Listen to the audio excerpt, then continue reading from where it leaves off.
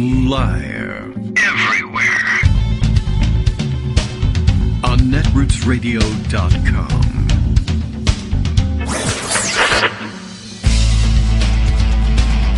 David Waldman. Kagro. In the morning. Now, here's David Waldman.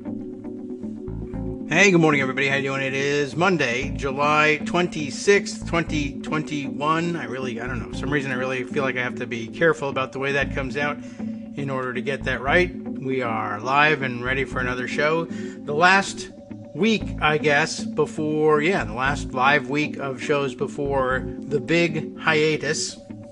And, of course, as the trip approaches, I am...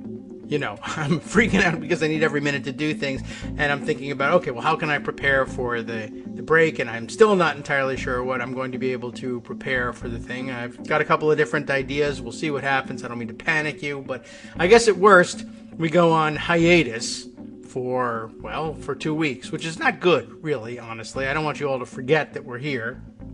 And so, reruns might work, or some mix of reruns and maybe some pre-taped things. But, the idea of fixing up all of those shows. All right, well, I definitely can't do 10 days worth of brand new 2-hour shows. That I don't think I can do. But I've been talking to Justice a little bit here and there and trying to figure things out. And maybe we can just do a little blurb of a show, just something new, a new every once in a while, at very least, something that was a story that can't be, of course, brand new and live from that day. Although, believe me, I've also thought about, what would it take to bring, if I just fixed up a laptop and then I'm thinking about like hauling microphones and laptops and things on me with I don't know. This is what's going on in my mind. All right, yeah, Mighty OCD knows for sure that after 2 weeks, you'll be like, who's this guy again? I can't remember. Well, here's who I am now. Kagro in the Morning radio show is live now. Bill knows me still. We'll see whether he forgets me over the next couple of weeks, or maybe we could get some of his squirrels to fill in. That's a possibility as well. But the morning show live now, unless, of course, he notes in his morning tweet, Kagro X, me, David Waldman, gets preempted by the Olympics, which is entirely possible. They're in Tokyo. It's, I guess, I don't know. What's it like timing-wise? Are they over for the day over there? I guess they have some evening sports still to get through, but it could get preempted by the Olympics, like all critical episodes of Days of Our Lives are. Is that what's happening these days? Not that I'm bitter or plotting revenge or anything. Not me, says Bill, but it sounds like maybe, yes. And I don't know, man. The time to strike was on opening night. You could walk around with torches and nobody would look twice at you. But fortunately, I guess, nobody ever thinks of that ahead of time and thinks to strike against the Olympics that way. I don't recommend it. It's not a fun thing to do. It's not nice. People will not appreciate it. All right. Here's what's up today. I don't know. Hundreds of thousands of people are running around regretting that they didn't get vaccinated because they're sick. And we're reading more stories about how we're supposed to feel sorry for them. And who knows what Greg will remind us that we need to there are some we still need to reach out to, and I guess at this point maybe it pays to try and differentiate between the vaccine hesitant and the vaccine refuseniks, I suppose. I mean, refusnik is the wrong word for it because, of course, as I recall, refusnik was the word for back in the day Soviet citizens, Soviet Jews in particular, who wanted to emigrate, wanted to leave the Soviet Union, who weren't allowed to do so. They were refused the right to do it. But okay, I don't know. Refusnik sounds vaguely, I don't know what, anti-democratic. And so we say you're a refusnik if you refuse the vaccine, when really you'd be a refusnik if we refused to give you the vaccine. But whatever, I'm not Russian. Don't look at me. This is not my fault. It sounds good, and we're going to go with it. This morning, I don't know what's going on Twitter because I basically have no idea. My Twitter feed is clogged with retweets of something I made the mistake of doing just last night, just reminding people as I was looking at a tweet from the Maddo blog account, noting the fact that the pandemic has devolved into this situation. Just 3 states are now driving the pandemic in the United States. That's, most of it. We'll say that. There are plenty of the rest of you are driving things as well. But the idea here is 3 states driving, I guess, the majority of the infections. And as the divide between the vaccinated and unvaccinated regions of the country becomes ever more stark, as the more transmissible Delta variant of the coronavirus spreads. They were taking note of that yesterday, and I used that. I just piggybacked on that to remind everybody. Speaking of the divide between the vaccinated and the unvaccinated, we are approximately 2 weeks, a little less than 2 weeks, from the start of the Sturgis Motorcycle Rally for 2021. Opening day, insofar as they follow any rules and open on a certain day, I guess is August 6th. Is that a Friday? Next Friday. And, so it runs that Friday through the entirety of the week and the next weekend, ending on Sunday, whatever the next day is. I don't know, the 15th, is that right? So 9 days, I guess. Is that, I guess if you count Friday and Sunday, 10 days of, whatever that is, whatever the hell it is that they do down there, up there, wherever it is, out there. And, of course, a lot of people, well, it's a motorcycle rally. They arrive and leave on their motorcycles, and half of the excitement of the event, I guess, is the long, long road trip both to and from Sturgis, which can sometimes take people a week to complete anyway. So, it's like a week there and a week coming in and a week going home, and the 2 weeks sandwiching either side of the rally are, of course, the people driving all the way through the United States, stopping at all the little towns, sometimes in large groups, because that's what motorcycle type people like to do. It's a lot more fun if you go with others and meet up with them along the way. So they mix and mingle on the way in and on the way out. So they're in every diner, every gas station, every little hotel, all over the place. And last year they had a great graphic illustration tracking people's cell phones, showing exactly where the Sturgis crowd went. And the answer is every place in the United States. I think they said something, I don't know, some outrageous number of the counties of the United States had people who had attended Sturgis either go home there or travel through there. I think like 60% of the counties in America had that happen. So round 2 is up now with 100% more Delta virus or Delta variant out there. Lots of people also reminded me, apparently, Chicago hosting Lollapalooza for 4 days at the end of this week. The Missouri State Fair opens in a little bit, too, and that's not going to do them any good, of course. I don't know what to tell you. They're just ignoring it, and I don't know. I feel like I should send them all clips of all the stories of all the people we're supposed to have been persuading all this time, realizing only when burying relatives that, gosh darn it, maybe it might have been a good idea. But then there's still 50% of them saying, no, I'm proud to die this way. So I don't know what to say. We're in for it. And just as a reminder in terms of a timeline before I turn things over to Greg, last year, Sturgis, also same timing, early August. By October, the Dakotas were the most infected places in the United States and largely, really, at that point, the world in terms of jurisdictions.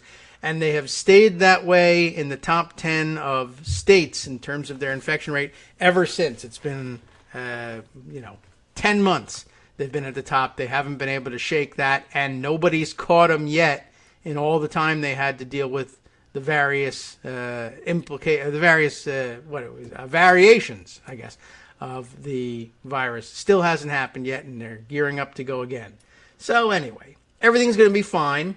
Greg's here to tell you all about that. Good morning, Greg. Hi. Good morning. Yeah, apparently people found that really surprising. Like, oh, God, they're doing that again. I forgot about that. Chris Hayes is what did it to my feed. He said, oh, well, yeah, I hadn't known about that. That state in, South Dakota. Who's the governor of South Dakota? The Grim Reaper. QED. Kristi Noem, yeah. Yeah. Oh, she takes pride in this. This is, she's actually super proud of hosting Sturgis in the middle of this, like she was last year. We're not afraid.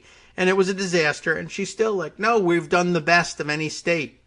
I guess that's what people learn Yeah, from. if you're trying to kill Trump. people per capita, that's true. Yeah, or if you just are like, I don't care what the truth is, I will say this and say I should run for president. I'm great.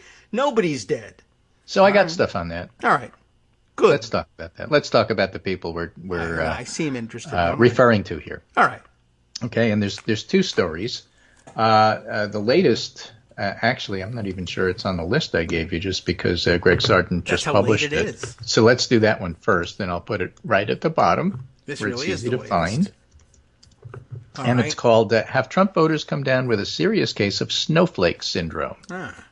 Oh, yeah, right. We're supposed to be coddling. Right, we're supposed to coddle them, right? Please To hear some take the pundits and vaccine. Republicans tell it, millions of people across the country who voted for Donald Trump are suffering from an affliction you might call snowflake syndrome on numerous fronts in our politics, from voting rights to COVID-19 to the legacy of January 6th, which we'll talk about as well.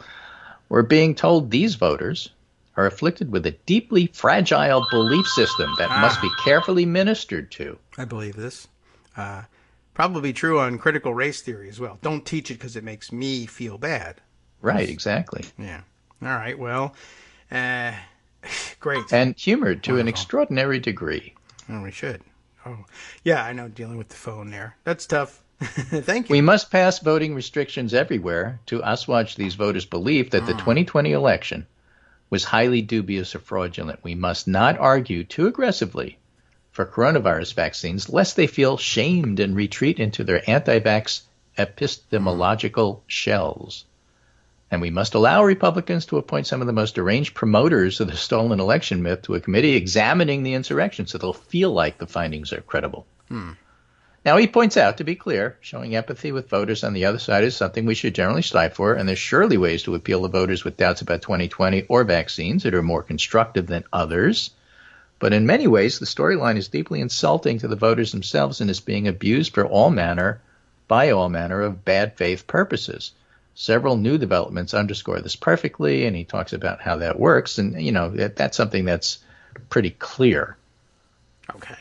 Okay? Yeah. Now, the notion that vaccine hesitancy in red states is a reaction to how Democrats are talking about vaccines is ridiculous. And, of course, there's plenty of people on the right who are claiming that. But I think we need to take a little bit more of an academic view on this. And for that, we don't talk with the doctors and we don't talk with the political people. We talk with the sociologists. I think they're the ones that have the most to offer here. All right. Hello, sociologist. So I have one, Brooke Harrington, Hello. who I was talking with this morning. And she's got a great thread here, which I posted in the list I gave you. All right. And it says, as news stories drop about COVID and pandemic deniers and anti-vaxxers ranting defiantly from ICU beds, and just as an aside, we got a new one on that one as well, which I think is pretty instructive. It's from the New York Times, and it's about a radio talk show host, a conservative one.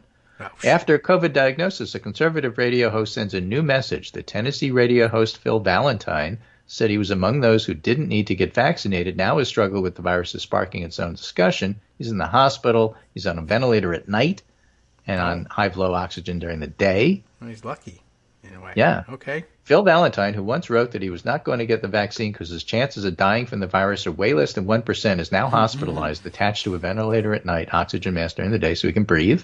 Womp womp. Right? Yeah, unfortunately for the haters out there, he said once he got the virus, it looks like I'm going to make it. I'll be back on the show in a couple of days. But less than 2 weeks later, his radio station announced he'd been hospitalized, remains in critical condition. Phil would like for his listeners to know that while he's never been an anti-vaxxer, he regrets not being more vehemently pro-vaccine and looks forward to being able to more vigorously abdicate that position as soon as he's back on the air. And, of course, people yelled at him for being a jerk, and people are supportive of him, and people are just wondering what's going on. But this was an interesting comment by somebody in the article. Joe Bonsall, a longtime friend of Mr. Valentine, said he spent Sunday morning blocking hateful comments on Twitter after his band, the Oak Ridge Boys, expressed its support on Twitter with the hashtag #PrayForPhil. Forgot. There's people saying that Phil deserved this, but nobody deserves this. Mr. Bonsall, who's conservative, is frustrated by how the vaccine has become a political issue. He said he got the vaccine as soon as he can get his hands on it because of the touring his band does. But his wife, and other family members refuse to get vaccinated until it receives full approval from the FDA.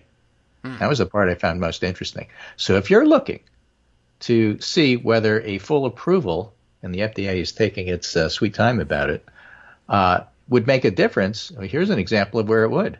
Entire family unit who would get the vaccine, given what happened to one of their favorite people, if it were only approved by the FDA. So if you're looking to see, are there people who say, it's nonsense, it's crap, it's a fraud, it's fake, it's a hoax, right up until the time they get intubated in the hospital? Yeah. And then do they have deathbed conversions? Absolutely they do.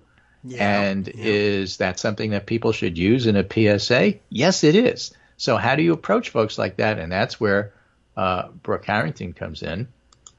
She says, as news stories drop, are these victims we should pity? And she says, one of the recurrent problems is in U.S. popular discourse on the proper response to crisis is it's often assumed there's only two options: crack down hard. Oh, it's a good one. Yeah. Or just be kind. Yeah. All right. Right? And both approaches have become almost completely divorced from the American pragmatic tradition, and gives examples because she's an academic, which would lead us to ask, what do we want to accomplish and what will work? Okay. See, us pragmatists, us centrists, us moderates. Yes. Well, we just want stuff that works. I don't really care whether I don't care what you think of the voters. I just want you to convince them to vote for your guy. Yeah. All right.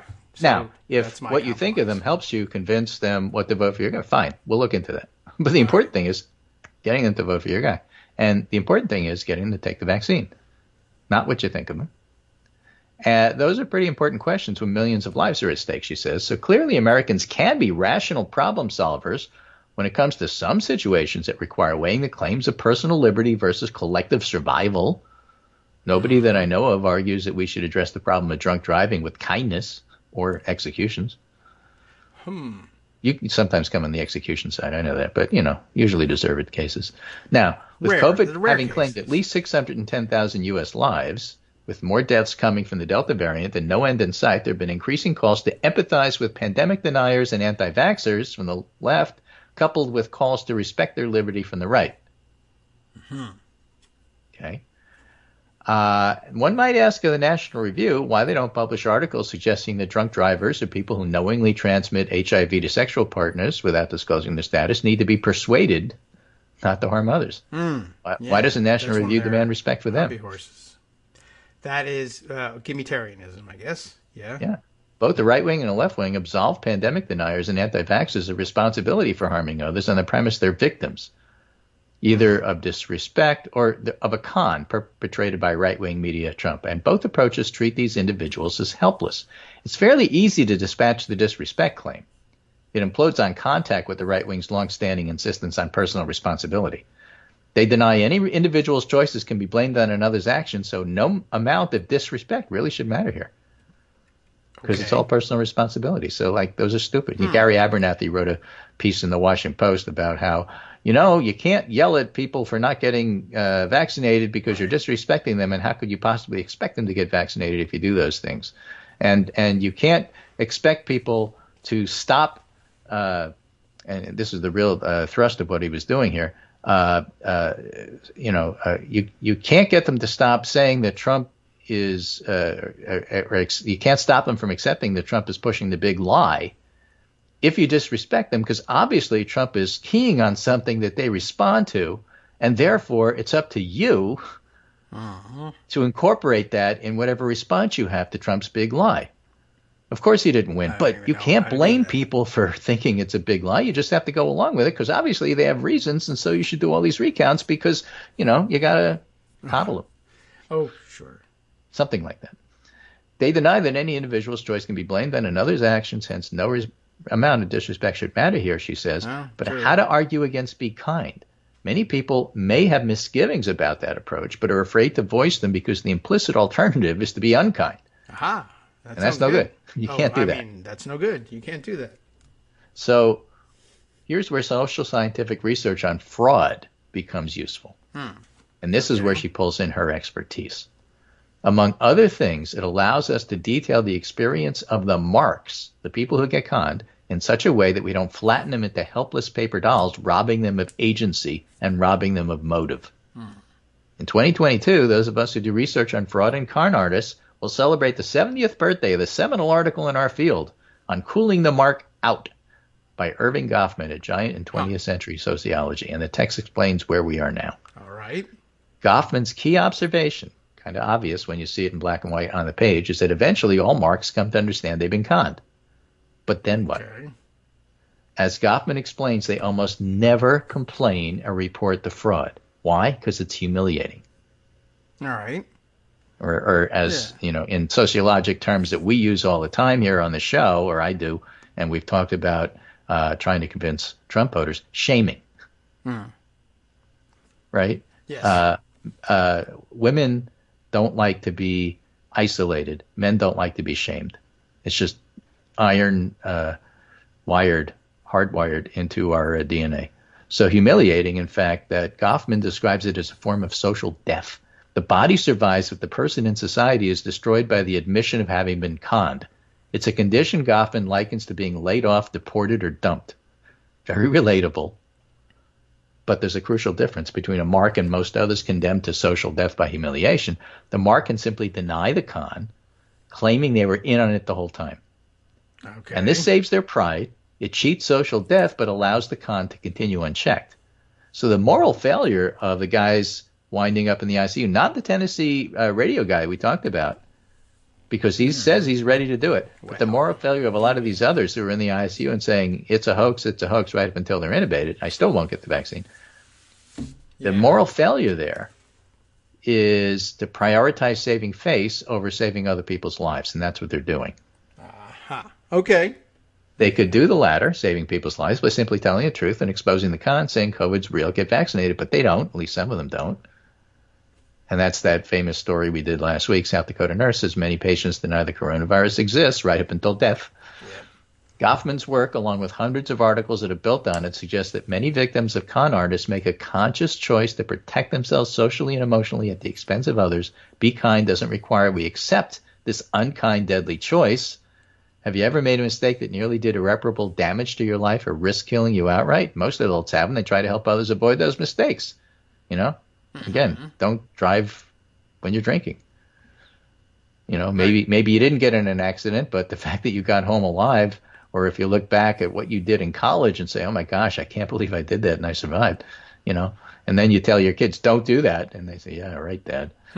Most adults have, and they try to get others to avoid those mistakes. That's caring and responsible. But the peculiar social psychology of the con militates against this. People who fail to warn others of life-threatening dangers, don't swim out to that reef, I nearly drowned, are responsible for that choice. They should be condemned, just like people who drive drunk and knowingly infect unaware partners with HIV. All right. Marks are victims at one point, but eventually they're all confronted with evidence they were conned, like being in the ICU after contracting a virus they said they didn't exist. And they're just as responsible as anybody else for what they do with that information. So since they've chosen moral failure and now endanger us, the pragmatic question is, how do we keep them from killing us? That is a good question. Right? So two-phase thing here. One, let them experience social death. Right? Deliver appropriate social consequences for dangerous antisocial behavior. You were an idiot. And let's just, remind you of that. But employ coolers. Identify figures that the marks trust and enlist them as coolers. High-status members of the marks' own communities are the only ones who can help reconcile themselves to their humiliation and enable them to rejoin society without putting the rest of us in danger. So if you feel humiliated, then you got to talk to the people that you feel humiliated, that you don't want to know, that you are trying to protect yourself by keeping it from them, and get those people to say, look, I know about it and you're okay. And that's why the talk show radio hosts, when they do, not Sean Hannity, phony stuff, 5 minutes of, get a vaccine, and 3 hours on his radio show of saying, but do the research and, you got to be careful about this stuff. Not that stuff. The actual, look, I got it, I almost died. This is serious and you should do that. Those are vastly important people. And, those are the ones that should be doing the PSAs, not Biden, not Trump, not the politicians. Politicians, we've said this for years, are the worst people to be talking about vaccines. We said years ago, based on the work that Brendan Nyhan did, that if politicians wind up getting involved with vaccine advocacy, it becomes politicized. And don't politicize vaccines. This is something we said like 5 years ago in this show. And this is exactly what happened. And it's the Trump vaccine and Biden telling you to get it. That's terrible. So the next best thing after that's already happened is that both of them together give a PSA. But, better to not get involved at all. The people who should be involved are your local pastors, your barber, your social network, your family. The people that you would feel humiliated by are the ones that ought to be telling you that it's okay and thank you for letting us know about this.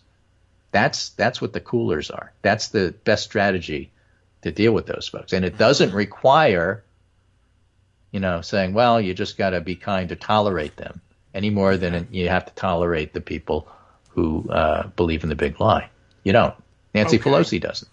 Yeah, that's true. Right. And you don't have to. You could say, look, I understand what you're saying. I have to work with you. I'm not going to, disrespect you, but I'm also not going to appoint you. I guess that's, right. Oh, that's what happened. Certainly we can get to that. Right. So that's why the claim you must respect vaccine deniers is BS. Vaccine deniers don't crave respect from everybody. Randos offering respect won't change a thing. The only people who can sway these folks are members of their chosen reference groups, family, church, etc. And, I think it's a great insight. The post goes on for another 7 or 8 tweets, but you get the gist of it, and I think it's really important. We'll talk more about it after the break. Okay, we can do that. I'm going to search for something. I think Amanda Marcotte did something that touched on this whole idea of being in on the con as being a major part of what drives MAGA still. We'll see if I can find it in the next 2 minutes. If not, oh well. Sup fam, it's your boy Darwin, aka Darwin_Darko, aka the most reasonable man in America, aka KITM's senior black correspondent. You might remember me from such recordings as Spacemen vs. Space Cadets and We Need to Talk About Joe Biden. Today, I want to bring you good news about that thing you've been struggling with. Do you suffer from giving too much of a damn? Do you turn on the series of tubes and find yourself outraged at the particular way some news organization strung some sentences together only to realize, nope, this is not some fictional hellscape? Well, guess what? You no longer have to accept the life of giving too much of a damn. You can do something about it, because even you, yes you, can be a show contributor. Now I know what you're thinking. Hey, Mr. Most Reasonable Man in America, I'm not some professional podcast talking guy. Don't worry about it. Do you have a smartphone or some other electronic recording device? Well, that's all you need. You too can have a segment where you can read us an important article and give us your take. Read one of your own original essays, or even just give us your commentary on something you'd like to share that's important to you. Fair warning though, side effects may include general punditry, having opinions and hot takes, getting stuff off your chest, and hearing your own voice. If your recording lasts longer than 5 to 7 minutes, please consult kagrox@gmail.com. That's KAGROX@gmail.com.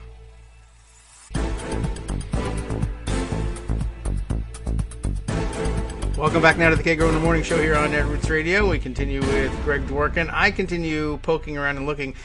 Something that you mentioned during the reading of the thread about the idea of I guess, eventually coming around to the position, if you've been one of the marks, of insisting that you were in on the con all along, something that recently Amanda Marcotte has been writing on.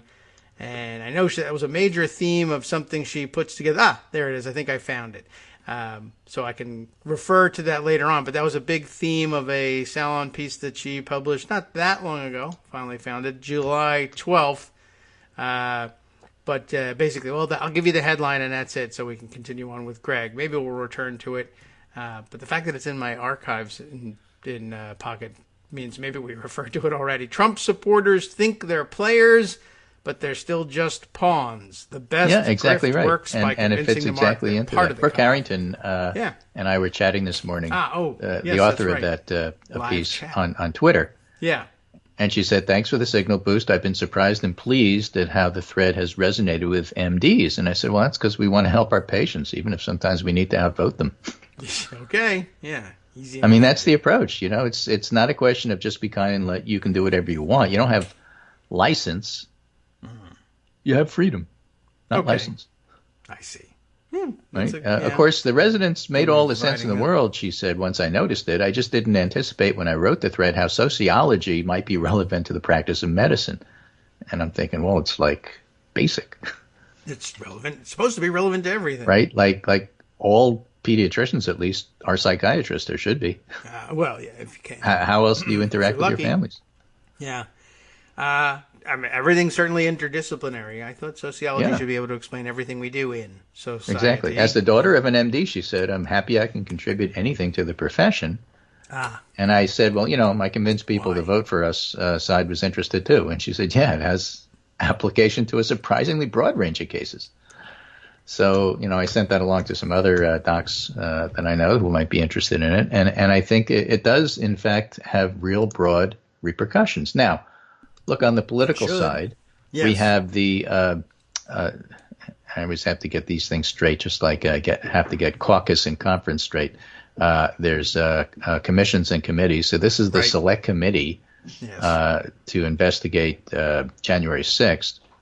And there are now 2 Republicans on Pelosi's select committee, which is Adam Kinzinger and Liz Cheney. Right. And there might be a third because Denver Riggleman, former House guy, might get appointed as well. But there's 2 now. And so I made the point over the weekend. This is a bipartisan committee. Oh, yes, it is. Right? Assertions about it being otherwise, well, the partisan Democrat. This is a bipartisan committee. There are 2 Republicans on it. Yes. They may not be the Republicans you wanted, but there are 2 Republicans on it. That is a hard fact. It is a bipartisan committee. Yes, even for the people who are willing to say, well, 1 Republican, that doesn't mean anything, even though it's always the case. Well, 1 Democrat said it's bipartisan. Well, 1 Republican. Well, fine, here's 2. Right. So Republicans, according to Punchbowl this morning, were shocked and stunned when she put Liz Cheney on the committee, Republican from Wyoming. They were equally stunned and shocked when she blocked Jim Jordan and Jim Banks, Republicans from Ohio and Indiana. Not stunning, right? McCarthy was furious, so he pulled all his Republicans, and so Pelosi then appointed Kinzinger from Illinois, Republican. Okay. All right. McCarthy complained about it, but to be candid, says Punchbowl, McCarthy has been outmaneuvered by Pelosi on this issue since the Speaker first floated the idea in mid-February of a bipartisan commission. Part of the reason for this is structural and part is political. McCarthy's playing a terrible hand and talks about how he's trapped politically between the Democrats and former President Trump. And Pelosi has a big advantage here because Republicans blocked the be kind, be fair stuff. So now she's just being firm. So too bad for you. And that's exactly the way everything about Republicans should be. Yeah, I don't know who could be. Well, give you the chance. Never stop giving them the chance, to be normal, to be real, to be fair. And when they don't take it, block them. Okay. That's all. I mean, but you have to give them that chance. And you have to say, and anytime you want to come back and be fair, we'll reconsider. You have to do that. Don't rub it in their face. Just block them. All right. Rub it a little bit. Rub it a little bit. But, just block them. So, that's how that part works. And I think it works fairly well. And so, again, it's a recognition of where we're at. There's 30% of the population that you can't argue with. You can't convince. They're the ones who are the marks and the cons, and they've fallen for this nonsense. And they're too into it to admit to others, and occasionally themselves, but mostly to others, because deep down they know that they're wrong. But they can't admit it, won't admit it, or have other reasons for saying, well, I know all of that's true, but I still want this. And so I'm voting for it anyway, or I'll support it anyway. Whatever the reason is, you can't convince them. Now, it may be people within their community can convince them, but in any case, you have to say, fine, I'm not disrespecting you by saying that, no, that's not going to happen. Mm-hmm. I am disrespecting you if I say you're an idiot and that won't happen. I'm just saying, no, respectfully, it's not going to happen. Keep that in your back pocket. But okay, start out with respect. Right, you can think whatever you want to think. Nobody can stop you from thinking whatever you want to think. But what you say ought to be tempered by what kind of result are you looking for here. All right, well, that's fair, and that's a good compromise for everybody. You can think, what an idiot. That's fair. And that'll that'll relieve some of the pressure. Well, how often does that happen? How often does that happen with somebody you work for? All the time. That you think they're an idiot. I don't work for anybody, but Right? You used to. Yes. But you don't say it. Well, that whole used to part. Right? I mean, think of the show now, right? You don't work for anybody. How often do you think I'm an idiot, but you're kind enough not to say it on the air? I mean, I never. See, right there. It worked pretty good, right? Right. So here's the story. In Louisiana, vaccine misinformation has public health workers feeling stuck, facing deep mistrust stoked by rampant conspiracy theories. Local health officials are fighting for influence when the only sure strategy for beating back the virus is getting more people vaccinated. So they're struggling with the idea of, I'm from this community, I'm conservative myself, I might be Republican, I'm just like the Republican Maricopa County election officials who are deeply conservative and Republican but still want to do it right and think that the fraudster thing is crazy. And it's driven by Karen Fann, who's the Arizona State Senate leader. Yeah. But we, Republican officials, just want to do it right. And by the way, we don't want to spend $1 gazillion because we're Republicans on new machines because you violate everything and break all the rules. Yeah. And that's not good.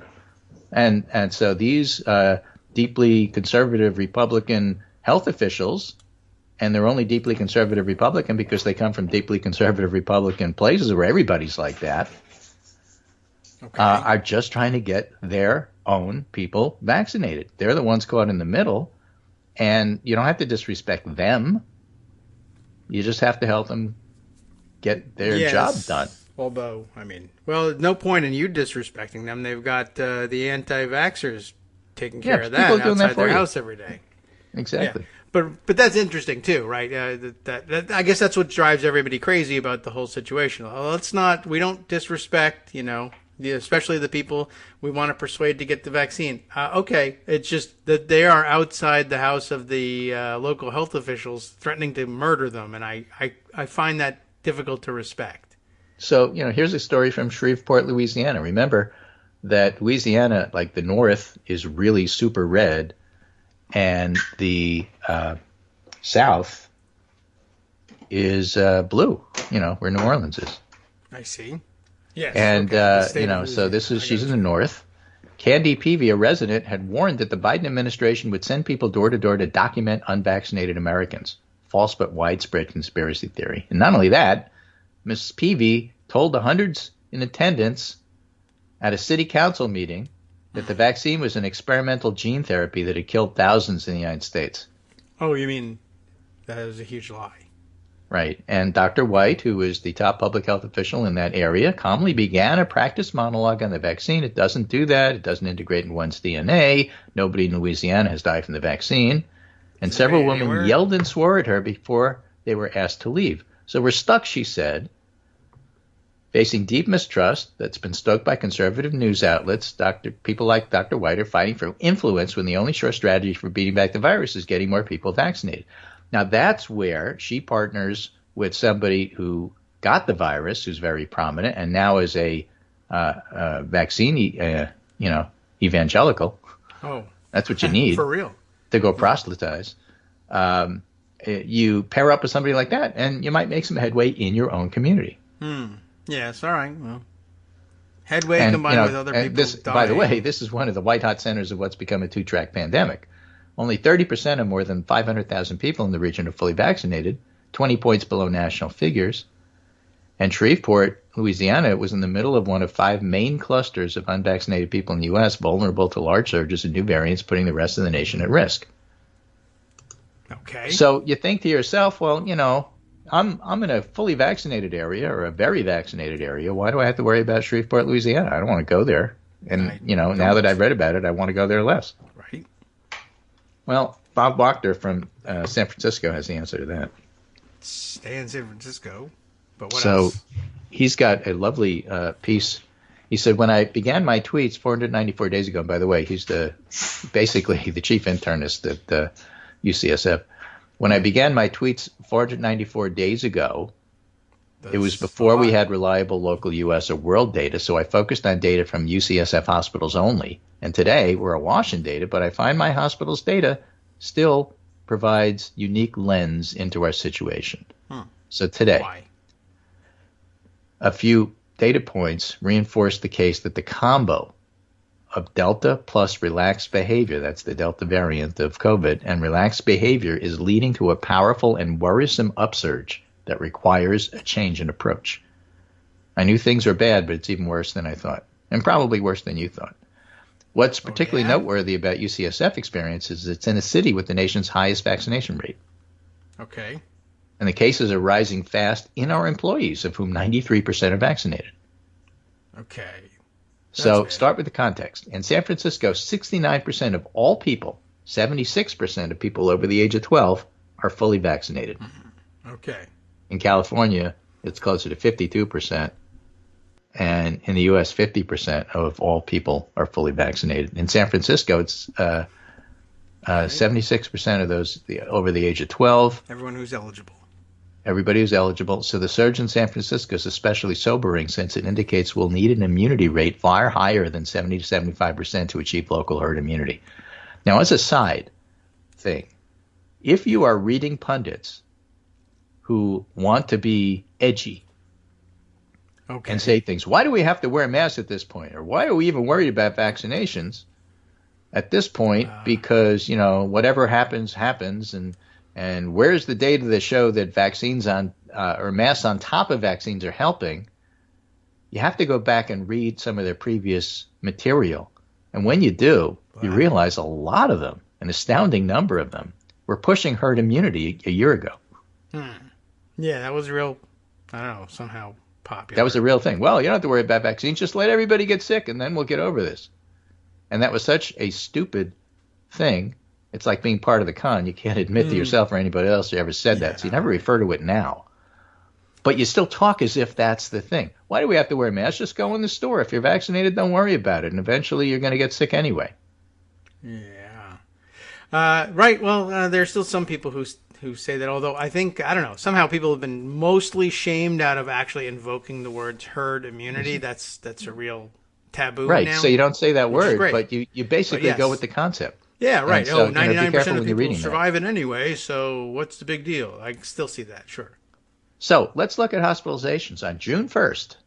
All right. And remember, today is July 26th, so we're talking about 2 months ago. Okay. On June 1st, we had one COVID patient in our 700-bed hospital, and none were in the ICU. And today we have 28 patients in the hospital, 15 on the floor, 13 in the ICU, 7 on vents. That's a staggering increase in 2 months. Yeah. To go from 1 to 28, 28-fold increase. All right. Right? I don't have a vaccinated, unvaccinated breakdown for today's census, but it's been running about 90% unvaccinated in recent weeks. And when we do see vaccinated patients, you'll see this. Okay, so it's 90% vaccinated. He gets to this in the thread. And it's 90% unvaxxed and 10% vaxxed. And the reason the 10% vaxxed get it is because when it's really high in your community, then even the vaccinated who are 90% protected are still going, 10% are still going to get it. Okay, so you're going to see vaccinated people in the hospital, but there'll be a lot less hospitalizations than if the entire community were unvaccinated. So this isn't proof vaccines don't work. It's proof that they do. But his point, I think, is one that doesn't get emphasized enough. When we do see vaccinated patients in the hospital, many are immunocompromised. A group in which the vaccine's effect is attenuated. So a lot of times you'll say, well, that person got sick, but there's not enough information about what that means. New York Yankees cluster tested positive. They are infected, but they're not diseased. I guess that's true. They're all asymptomatic. They test positive. That's not the same thing as being sick. True. Certainly for each of these people. All right. So what are we looking at? Are we looking to see that you never get it and don't test positive? The vaccines were not designed to do that. No, but it would be nice. They're designed to keep you out of the hospital and stop you from dying. So they do their job if they do that. So when we do see vaccinated patients in the hospital, many are immunocompromised. And so those breakthrough infections that you're seeing, you don't know without looking at the medical record what that individual's risks were. Right-wing talk radio and Fox News would have you believe that the only risk factor they have is obesity. And therefore, yes. if you lose weight, you don't have to be vaccinated. They've made that argument stupid. And in fact, we don't know that that's true in the least. It's also really not driving anyone to lose weight. Yeah. When we do see vaccinated patients, many are immunocompromised. And so Bob Wachtler's interpretation, even in a city with very high vaccination levels, serious cases have skyrocketed, mostly in unvaccinated people. And think about what that would happen in a region in which 60, 70% of the population is unvaccinated, like Shreveport, Louisiana, for example. Especially where they're not losing weight. Or Springfield, Missouri, or some of these other hot spots, or Alabama, or Florida. Yes. Right? The villages are vaccinated, but lots of Florida isn't. Yes. Okay. So in April, Bob Wachter, wrote, Washington Post, that this is the most dangerous moment to be unvaccinated. I was wrong. Now it's even more dangerous since Delta has taken over. Actually, caution's been thrown to the wind, and there's far more virus around. So how much virus is around? Think of it this way. And early in the pandemic, I used a piece of data available only at UCSF and not publicly to estimate the chances that a person who feels well is carrying the virus. Okay. It's our asymptomatic test positivity rate. Yeah. So if you don't have any symptoms, but you get tested, what are the chances that you are positive? Well, how would he know that? Because at the hospital, all the hospital and ED patients who have no symptoms are tested anyway. Yeah. Just to make sure that the hospital knows who's infected and who's not. We do this during flu season so that we know who can cohort and be isolated and who doesn't need to be isolated. So you have to know what your patients have so you can care for them on the floor. So you test them for COVID, whether they have symptoms or not. And so you have a pretty good idea of what the asymptomatic test positivity rate is in a captured population that isn't available to regular people. But if they're in, this is the population of patients in the hospital? Yeah. So you look at hospitalized patients and you compare then to now. I guess I'm just sort of like... right? So I the guess fraction people who was are in as there low for as all 0.1% in early June. It meant that if you walked into the hospital with my knee hurts, yes, okay, the chances of you having a positive COVID test were remarkably small in June. Okay, I mean, right, doesn't ordinarily cause people to think, oh, knee pain, that's COVID. Well, but, they're testing everybody. Yeah, right. That's the point. Yeah, when you were talking about it before, I was like, well, I don't understand. If you're in the hospital because you're sick with COVID, that doesn't help. No, it's just anybody. All hospital patients, all hospitalized and ED delivering patients, not flowers, just COVID patients. They should test you. Okay. Right? Car accident, anything, Okay, right. Trauma. I fell off my bike. Things that have, I was on my way to Sturgis today, and I fell off my bike. Anything that has... Oh, that guy you should assume has it. Well, you test them, right? So the fraction was as low as 0.1%, which means that a person near you in a San Francisco store has asymptomatic COVID. Well, chances are 1 in 1,000. Right. Unless their knee hurts. Right? 1 in 1,000. 0.1% in early June. Okay. Today, 2.14%. So it's more than that.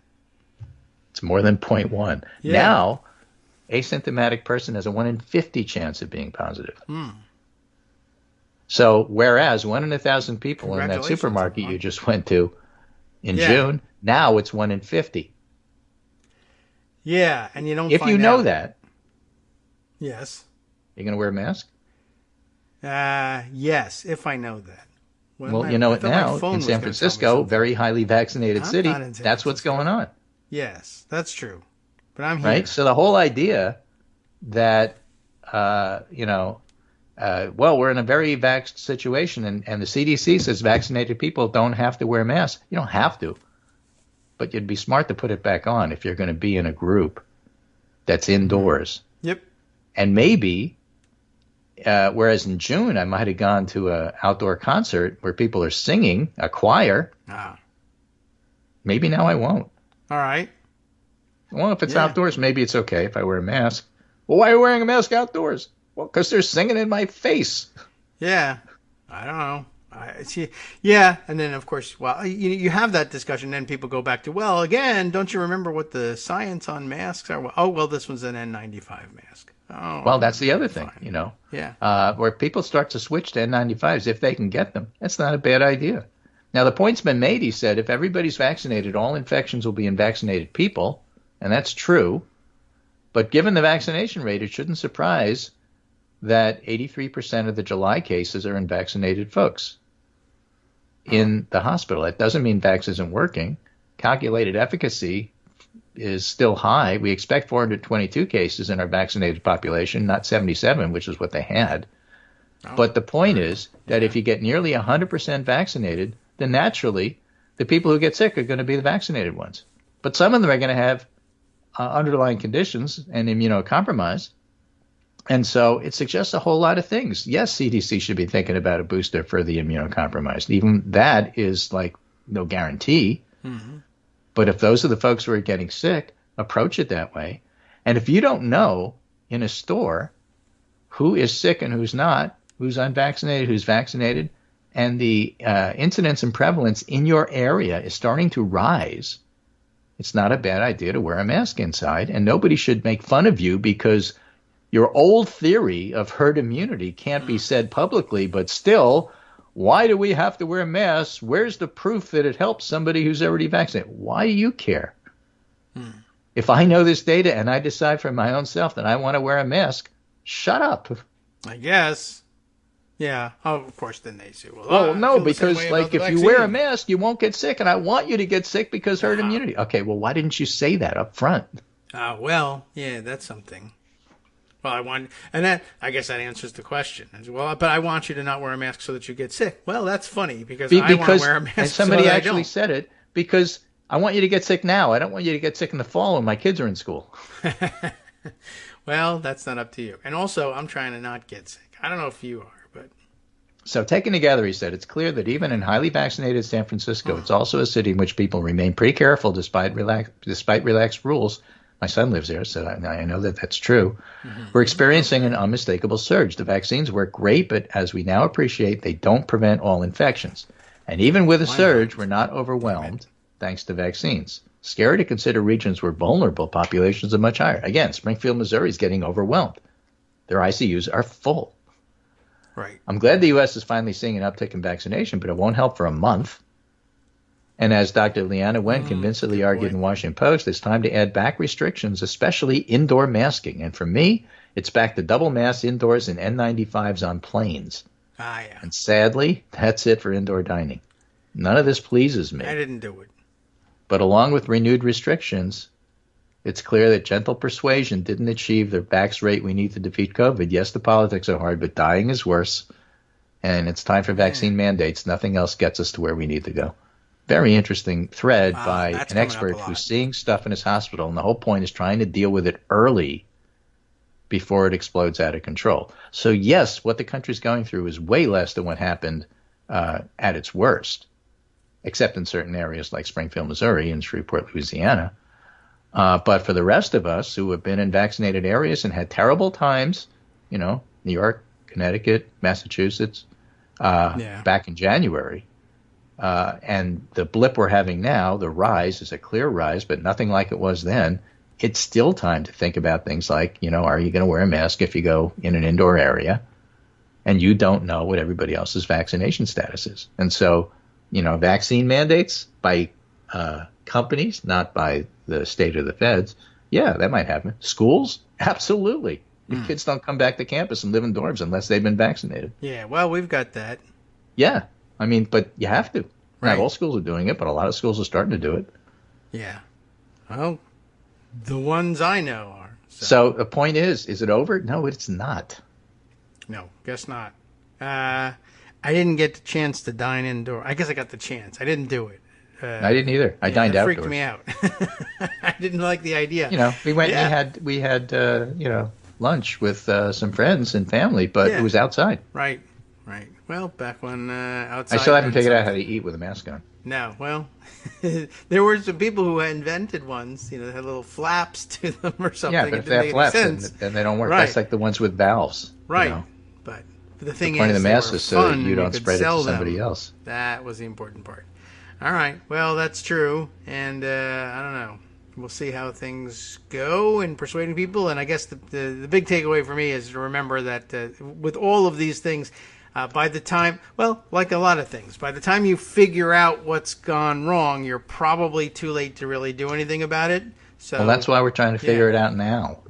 or just take those precautions now and figure out later whether they worked, I guess. The precautions you know about and the things you can do to slow down the spread now, you ought to be taking before the stats come and show you that you were right.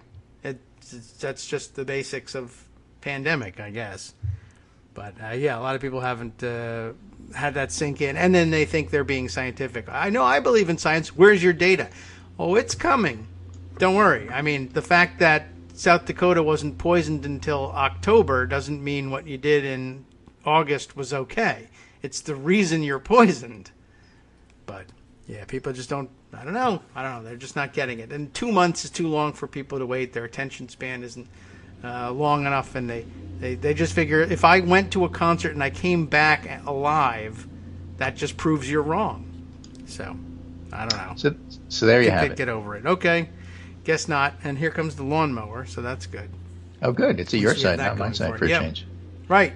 So, but we're professionals, folks. Don't do this at home. Yeah, don't let Abby hear this because she'll start barking. And don't try to do a podcast or a radio show while you're on your lawnmower. No. Different kind of podcast, different audience. Yeah. Sort of a farmers only kind of a thing, I guess. Farmers only safety podcast. Right. I just ran over the neighbor. Sorry. Well, yeah, okay. I was distracted by the podcast. Sorry about that. But it was for a greater good. The good news is I'm Rand Paul's neighbor, so it's okay. Right, exactly. So that's it for me. It's it for the hour, and I'll be back. We're doing this Wednesday, right? Yes, absolutely. When do you go away? After that. So we got Wednesday, we got Thursday. I don't go till Sunday.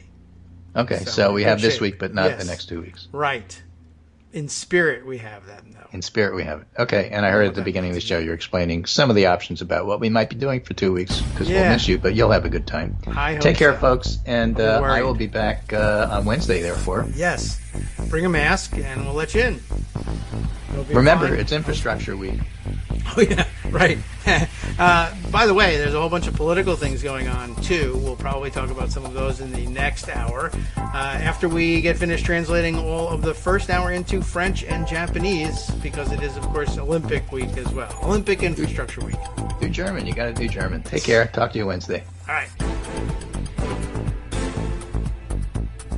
All right, welcome back now to the Kagro in the Morning Show here on Roots Radio. I am not 100% convinced by the fact alone that Amanda Marcotte's July 12th Salon piece on the con game here, that it was in my archive, means that we covered it extensively on the first go-round. It may just have been, I think I put it aside for now and was clearing out space for new stories. So I'm gonna turn around and go back to it, because she keeps returning to it in her tweets, and of course it's relevant to what we discussed and helps us segue into the politics of the whole thing. I know Greg was saying he had a whole stack of political stories too, but it just seemed like we really owed it to all of us, all of ourselves, really, to go over the pandemic news. It's worsening, and you want to arm people with what information and argument they can carry forward to, if you run into one of those persuadable people, to persuade them. But here's the segue here. So I was thinking of this piece from back on July 12th. Trump supporters think they're players, but they're still just pawns. The subheader being the best grift works by convincing the mark that they're part of the con. And that was a big part of the discussion here. So let's take a look at what she had to say on this one. It's not a very long article. Do Donald Trump supporters actually believe the big lie? Shifting here to the other big lie. Not the big lie about COVID being a hoax, or whether or not vaccines change your DNA, et cetera, and therefore thousands of people are dying from them, which they're not. But the big lie that Trump continues to perpetuate. I guess he spent part of the weekend, was he talking to Turning Point crowd? I don't know. He was giving a speech somewhere, was being sort of obliquely covered by some of the people who still take a professional interest in doing that. And, worse than ever, but still telling people, oh yeah, I'm going to be reinstated. Biden's going to be thrown out of office. You'll see. all of the forensic audits are going to change everyone's minds, et cetera, et cetera. Let's see, where were we? Do Trump supporters actually believe the big lie? It's a big question, right? Sometimes I wonder about that. Could you possibly really believe this? And sometimes it seems possible, but then with some of them, you think, nah, they're just taking advantage. Well, let's see what she's got to say. We know they certainly like telling pollsters that they do believe the big lie. The latest polling, I guess it's not the latest now because this was from July 12th, but at that point, the latest polling from Monmouth University showed at that point that 63% of Republican voters continued to insist that Joe Biden only won the 2020 election because of voter fraud. That's sort of a subgenre of the big lie. So 63% of Republicans say, well, even those who say, well, yeah, okay, Biden won, but he only won because of voter fraud. Then there are some percentage that say, no, he still didn't win. They just did something else. And I guess depending on what you mean by voter fraud, some people saying, well, the votes that Biden got were illegal, should have been considered illegal. But because they weren't considered illegal, that's how he won. Then there are some other people that say, no, even with all the illegal votes, the totals were such that Trump still won, but they used Italian military satellites to change the numbers. I mean, I read you about that. There's real people thinking that. Anyway, so the question is this something they really believe, or is it simply something they're saying out of tribalist loyalties because they believe that repeating the lie is, let's say, useful justification for the Republican war on voting? Right? I don't know whether I believe this or not, but it's useful to me to say it, or I actually don't believe it. But the more I say it, the more it sounds like I need to be placated with voter suppression laws, right? Well, if we just give them what they want, they'll go away, and we can have what we want on vaccines or whatever the trade-off is supposed to be. On Sunday night, and again, this was back earlier in the month, on Sunday night we got strong evidence that for the most part, Republican voters understand that the big lie is indeed a lie.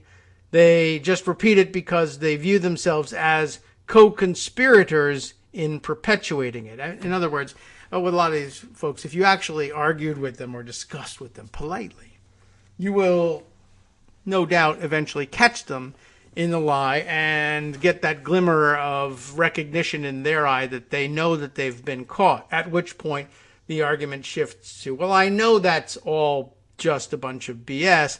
I only say it for political advantage. That's true, but that's because me and the president were like this, and then they make the little crossed fingers sign, and I don't really know why that's supposed to be a good idea. Like me and the president, me and the pervert president are like this. Really? Okay, Stormy, whatever. But that's what they do. Anyway, let's see. This was in his speech at the. Oh yes, I remember why we mentioned this. It was because Greg had brought up the point, as Amanda did, that this speech was given at the second, quote, annual Conservative Political Action Conference of the year, that they had the second CPAC for no real reason. No one really knew why. Okay, that's what we used this article for before. And at this second CPAC, Trump bragged about how he lies about polls and elections when he doesn't win them. You remember this one? He says, they do that straw poll, right? Trump asked, referring to the 2024 GOP nominee straw poll CPAC conducted of attendees. If it's bad, I say it's fake. If it's good, I say that's the most accurate poll perhaps ever. And everybody laughed at that one, of course, except,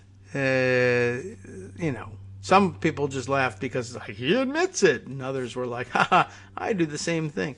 The humor of this not actually a joke is due to being a sly reference to the big lie, an admission on Trump's part that he didn't win in 2020 and is merely saying otherwise for political gain. And it's no surprise that Trump went there. He loves to brag about how much corruption and crime he gets away with. What is perhaps more important is the audience's reaction to this not a joke. Trump got a huge laugh from the CPAC crowd, despite the death and destruction the big lie has already caused. As the clip went viral, there was no outraged reaction from GOP voters, no anger that he lies to them in order to enlist their support for an authoritarian coup. Trump supporters aren't mad about Trump admitting he lied for one simple reason. They don't think they're the ones being lied to. They think they're in on it. They know why the big lie has been propped up. First, to justify Trump's failed coup, and now for the ongoing efforts by the GOP to steal the next election. They see themselves as co-conspirators and thus knowingly laugh at this in-joke about the conspiracy. But just because the typical GOP supporter thinks he's in on the con doesn't mean he's not a dupe. I mean, if they're giving money to support the whole thing, then you're a dupe. I'm in on it. I know it's a lie, and I want this lie to be perpetuated. Okay, but you're also paying for it, and Trump isn't. He's just collecting the money and keeping it. Yeah, well, something. I have no explanation for that. On the contrary, Trump and other right-wing leaders deeply understand the adage that you can't cheat an honest man. Letting GOP voters believe they're in on the authoritarian schemes is the way that Trump and other leaders trick these folks into being their pawns. This was clearly illustrated by another disgusting moment at CPAC over the weekend when Alex Berenson, an anti-vaccination conspiracy theorist, celebrated his success at persuading so many right-wing Americans to reject the shots that have otherwise proven successful at safely preventing COVID-19, or at least serious illness from it. The government was hoping they could sort of sucker 90% of the population into getting vaccinated, Berenson said, and it isn't happening. Amanda then says, I'm just one of a handful of commentators who have been saying for months, as Brian Beutler of Crooked Media noted in his latest newsletter, that the right would try to sabotage recovery from the plague under a Democratic president.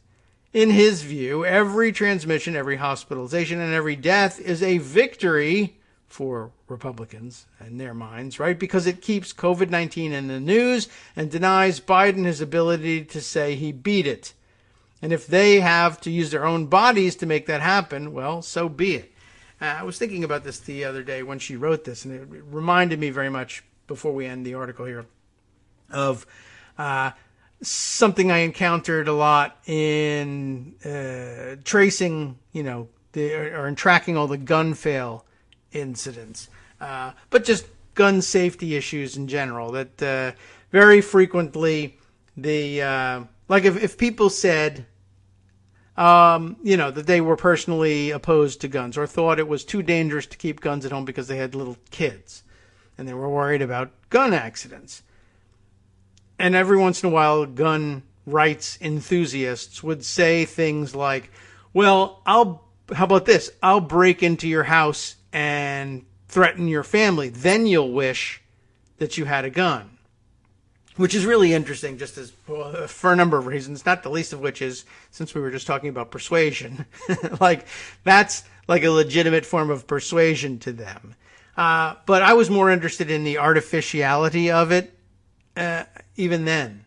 And now it's more useful to me in discussing the artificiality of it. Like they thought, well, I can persuade you to come around to supporting gun rights by targeting you and threatening you outright. So that then you'll say, aha, see, they were right. I need guns to protect myself against threats. But of course, the original calculation was, well, how much of a threat is there against me really out there now? What are the odds that someone is going to break into my house and threaten my family? I mean, it happens, and it happens far more often than we want it to, certainly. But generally speaking, it's a fairly low risk certainly for the bulk of our audience, which is generally speaking probably pretty well off and probably still pretty white as well. But, depending on your socioeconomic status and where you live, the odds are pretty good that you're going to get through most days without somebody trying to barge in and threaten your family or rob your your home. The odds get worse. The lower your socioeconomic status and the more depressed the region in which you live, I suppose.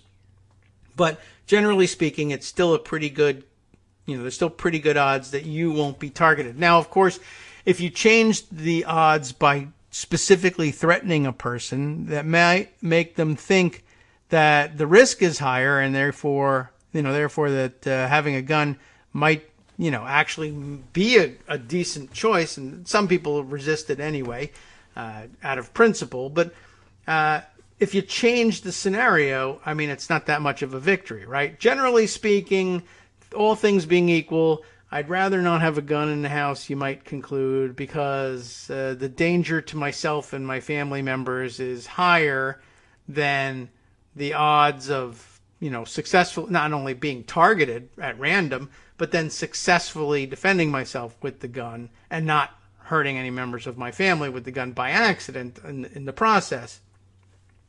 You figure out that calculus. Now, if on the other hand you say, I promise you that an armed intruder is coming to your house in the next couple of days because that intruder will be me, that's not the same calculus, right? That's like, there's now a guaranteed threat against me, and the odds that I'll need a weapon to protect myself, if that's something I truly believe I can do with the thing and not hurt anybody else, and, it's a different calculation. And even if you say, well, I'm definitely going to one day break into your house, but it could come at any time, you still have a calculation to do. If he waits 17 years to break into my house, that's 17 years I have to wait around with a gun around discoverable by young children.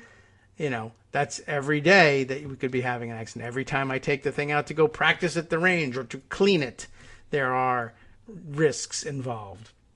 And you got to calculate all those in. If the attack's coming tomorrow, then a lot of that doesn't enter into it. Not only do you have a better reason to believe you really will be attacked, and that changes the odds there, but you can at least say, I think I can keep the gun safely out of the hands of the toddlers for 2 days. Probably because if I believe that there's an imminent threat to the family, I'm walking around with it, on my person at all times, and I'm not going to lose control of it to the toddler. But it reminded me a great deal of like what's been said here. It's not a great parallel necessarily, but it just reminds me of these ideas that, for instance, if the goal here is to deny Biden the victory of beating COVID, and they say, in order to prove to you that I'm right about his inability to defeat COVID, I will myself contract COVID, and I will do everything I can to make sure that those around me contract COVID. Well, you're changing the calculation here now. And it's interesting because, of course, your calculation up to this point has been the odds of my getting it are near zero, or the odds of my dying from it anyway are near zero. And then you change the game and you say, actually, it's important for me to get it and maybe even to die from it in order to own the libs.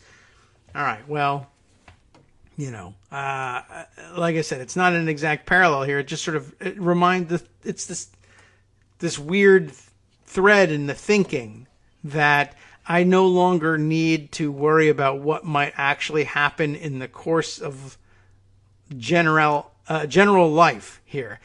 Instead, I need to manipulate the outcome and make sure something happens. And then I'll say, see, I told you he couldn't control COVID because I went around and I injected it into myself and everyone around me. I murdered them to prove to you that he wasn't able to protect you with normal measures.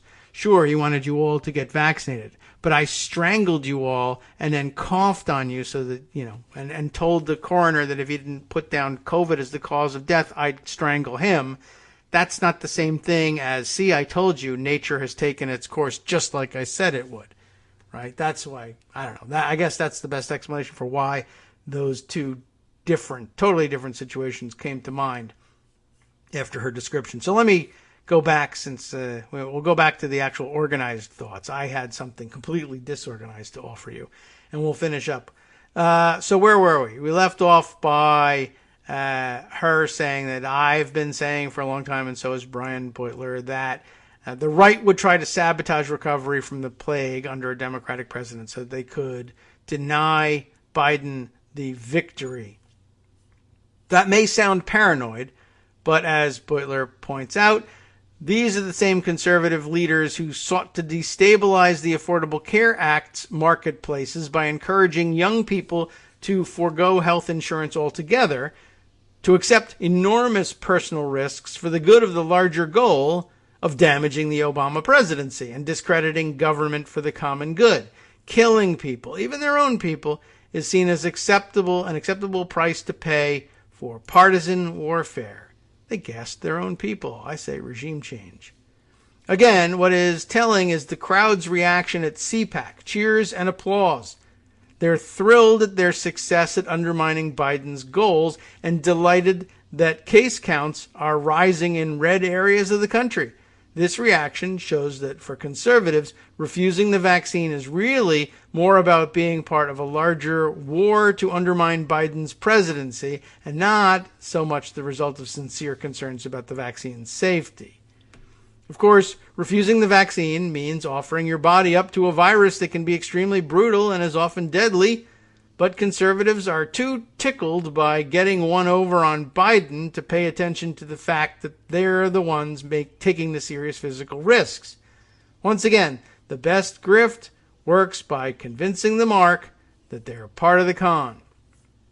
The martyrization of Ashley Babbitt is the grossest and most obvious version of this. Babbitt's history of online delusions suggests she may have been one of the rare right-wingers who was really duped by the big lie. Either way, she's dead now, and it's all Trump's fault because he's the one who incited the insurrection that led to Babbitt dying. But Trump, sociopath to the core, has no remorse. This part does sound rather familiar, doesn't it? Instead, he's cynically exploiting her death, a death he caused by propping her up as a martyr to convince others to follow in her footsteps and die for the big lie. Most of the Trumpists who have started to venerate Babbitt as their own Horst Wessel know full well, I see that name all over the place, he's getting more and more recognized these days, right? Know full well they are gaslighting when they claim that she was an innocent victim shot in cold blood. That seems obvious to anyone who saw the video. Her death was taped from multiple angles, making it quite clear that she was shot because she was attempting to lead a charge to run down the clearly visible and fleeing congressional members. But they repeat the lie about her innocence again and again, mostly because most of them view themselves as part of the propaganda effort. But of course, all these self-appointed mini Goebbels are actually the patsies. Now I know we read this part, right? Trump clearly doesn't care how many of his own followers get arrested, shot, or injured on his behalf. As his phony exaltations of Babbitt show, he would just see their losses as his gain. And they will go down for him time and again, mistakenly thinking they're Trump's fellow travelers, never admitting to themselves that he's using and discarding them like he does to everyone. All right. That does sound a little bit more familiar. I guess that explains why it was in the archive. Maybe we only read half of it, though. All right, let's see. What else have we queued up for all of this for sharing today? Let me try this one.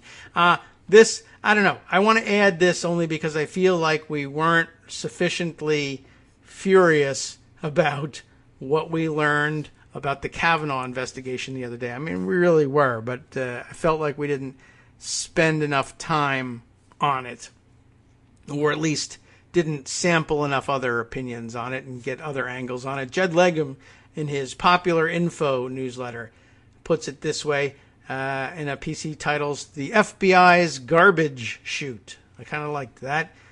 Starts this way. It was Friday, September 28th, 2018. Remember when that was happening?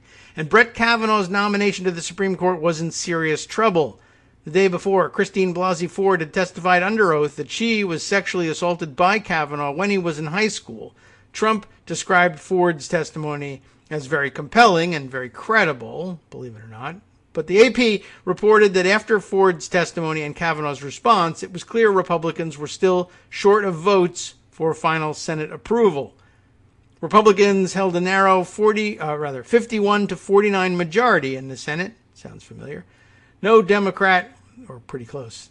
Anyway, no Democrat had publicly backed Kavanaugh, and at least 3 Republican senators, Jeff Flake, Lisa Murkowski, Susan Collins, had not, at that point, committed to supporting Kavanaugh. Trump had resisted calls to reopen the FBI background investigation to examine the sexual assault allegations raised by Ford and other women. The FBI had not reviewed the allegations in its initial probe, but when Flake said he would not vote to confirm Kavanaugh without further action from the FBI, by the FBI, Trump had no choice but to agree. Trump said the FBI would be, quote, talking to everybody and would have free reign to do whatever they have to do. Not that he knows what that is.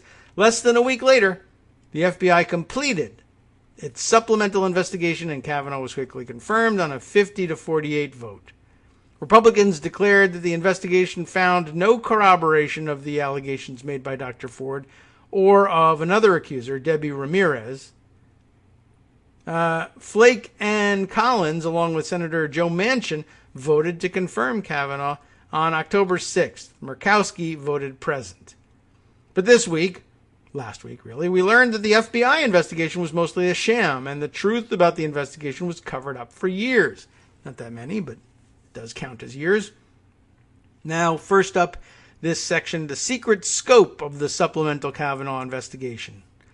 Democrats were left, quote, in the dark about the inquiry's parameters, but press reports indicated that the White House decided the breadth of the inquiry, working in concert with Senate Republicans. And I think we probably suspected very strongly that that was the case then, just given the way Trump does everything. And I know it was a huge topic of conversation contemporaneously for us. We didn't have the proof that we were right, but that was certainly our suspicion.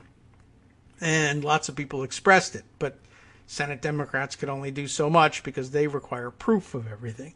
The nature of the inquiry was addressed during a July 23, 2019 hearing with FBI Director Chris Wray. This is well after the fact. They still call him out on it. And Wray, of course, continues in the same position, FBI Director now. Kavanaugh and Wray overlapped at Yale Law School, by the way. They were both members of the right-wing Federalist Society at the time. They also worked together in the George W. Bush administration. Wray, who acknowledged he was personally involved with supervising the supplemental Kavanaugh investigation, testified that it was consistent with our long-standing policies, practices, and procedures for background investigations. Senators Sheldon Whitehouse and Chris Coons were not satisfied with Wray's testimony. They wrote to Wray on August 1st, 2019 with a series of questions. They were specifically concerned with the tip line that was established by the FBI as part of the investigation. I guess quoting from the letter there, to the extent that the public did reach out to provide information, and we know they did, it appears the information disappeared into a, quote, tip line.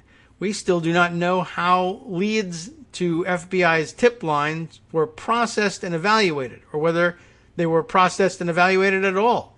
It is particularly unusual in a background investigation to deploy a tip line, and we are not aware of that ever being done before. Among other inquiries, Whitehouse and Coons asked whether any of the tips were vetted and whether any steps were taken to follow up on any of the tips. They gave Wray a deadline of August 30th, 2019 to respond. Well, what happened to that? For nearly 2 years, Wray ignored these questions. And I guess, really, once it becomes August 31st and nothing has happened, August 31st, 2019, I guess you just let it ride at that point. And we'll give him a deadline. Oh, yeah? What if I don't comply? I'll get back to you on that. Well, here the FBI has finally responded. They did so on June 30th, 2021, in a letter authored by Assistant FBI Director Jill Tyson. We apologize for the extended delay in responding, Tyson wrote, without providing any further explanation. So it's coming up on 2 years late. But pandemic, I don't know what the excuse is. At the end of her 2-page letter, Tyson briefly addressed the tip line. Justice Kavanaugh's nomination was the first time the FBI set up a tip line for a nominee undergoing a Senate confirmation. It was established at the direction of the FBI's Security Division to centralize and manage incoming information related to the nomination. The FBI received over 4,500 tips, including phone calls and electronic submissions. The Security Division section, handling the FBI and supplemental background investigations, provided all relevant tips to the Office of the White House Counsel as the requesting entity. That seems like maybe a bit of a conflict there. So while Wray testified to the conduct of the Kavanaugh investigation and that it was, quote, consistent with our longstanding policies, practices, and procedures, Tyson admits that this was the first time the FBI had ever set up a tip line for a nominee. So, of course, it couldn't be consistent with longstanding practices, policies, or procedures because there weren't any. According to Tyson, the relevant tips, which would be information that raises questions on the candidate's suitability or trustworthiness, were forwarded to the White House. And that seems quite odd as well. Now, this part, up to this point, we knew. Let's see if we can mine out something more outrageous next. Hi, it's me, David Waldman, your host for Kagro in the Morning. I have good news to report. Many more listeners like you are making critical contributions that keep our show on the air. Makes good sense, of course, and patreon.com, Patreon.com, makes it simple. Now you can make easy, secure, recurring monthly contributions to support our show. Patreon.com/KagroX gets you straight to our donation page. Maybe you'd like to thank us for helping keep you sane during the Trump era. Maybe you're looking forward to in-depth explanations of what's going on in the Biden administration. Whatever it is that keeps you listening, we need your help to keep bringing it to you. And hey, if you happen to prefer using PayPal or even the Square Cash app, we're up and running with those options too. Thanks again, everyone, for all of your support. We literally could not do this without you.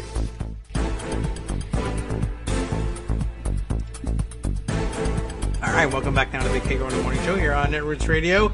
We continue on with Judd Legum's look back at the FBI's response last week to the questions from the senators about that Kavanaugh tip line. Let's see.